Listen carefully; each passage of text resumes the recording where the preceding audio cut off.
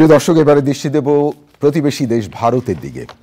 ভারতে পশ্চিমবঙ্গ এবং গুজরাট সহ 11টি রাজ্য এবং কেন্দ্রশাসিত একটি অঞ্চলে লোকসভা নির্বাচনের তৃতীয় দফার ভোট গ্রহণ শেষ হয়েছে।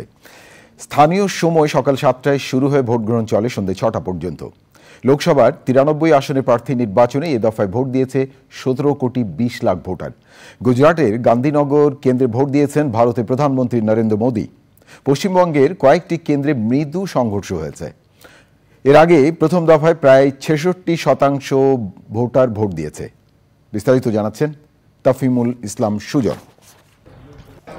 গুজরাট রাজ্যের একজন ভোটার অঙ্কিত সোনি 20 বছর আগে বৈদ্যুতিক শকের কারণে তার দুটি হাত হারিয়েছেন। পা দিয়ে ভোট দিয়েছেন ভারতের লোকসভা নির্বাচনে।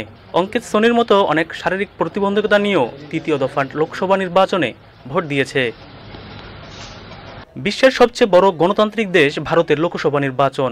7 ধাপে 41 দিনের এই নির্বাচনে তৃতীয় ধাপে 11টি রাজ্য ও একটি কেন্দ্রশাসিত অঞ্চলে ভোট শেষ হয়েছে। প্রচণ্ড গরমে প্রথম 2 দফায় আশানুরূপ ভোট না পড়ায় তৃতীয় দফা ঘিরে প্রত্যাশা ছিল সবচেয়ে বেশি। কিন্তু তৃতীয় দফায় নির্বাচনের আগে প্রথম 2 দফা থেকে ভোটার উপস্থিতি কম। ব্যতিক্রম ছিল পশ্চিমবঙ্গের কেন্দ্রগুলোতে।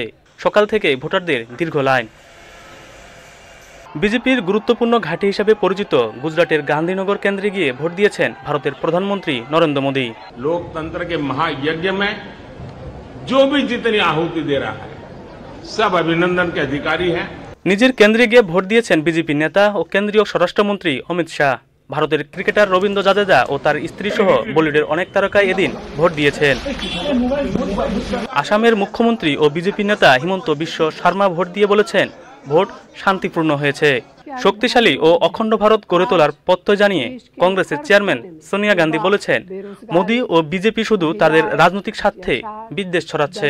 प्रधानमंत्री नरेंद्र मोदी और भाजपा की नीयत की वजह से है। उनका ध्यान किसी भी कीमत पर सिर्फ सत्ता हासिल करना है। তৃতীয় দফা নির্বাচনে প্রতিদ্বন্দ্বিতা করছেন 1300-এর বেশি প্রার্থী। তাদের মধ্যে রয়েছে 120 জন নারী। প্রথম 2 দফায় বিচ্ছিন্ন কিছু সহিংসতা ছাড়া এখন পর্যন্ত বড় সহিংসতার ঘটনা ঘটেনি এবারের নির্বাচনে। সহিংসতা এড়াতে নির্বাচনী এলাকায় আইন শৃঙ্খলা রক্ষাকারী বাহিনীর অতিরিক্ত সদস্য মোতায়েন করা হয়েছে। লোকসভা নির্বাচনে 29 এপ্রিল প্রথম ও 26 এপ্রিল দ্বিতীয় দফার ভোট গ্রহণ হয়।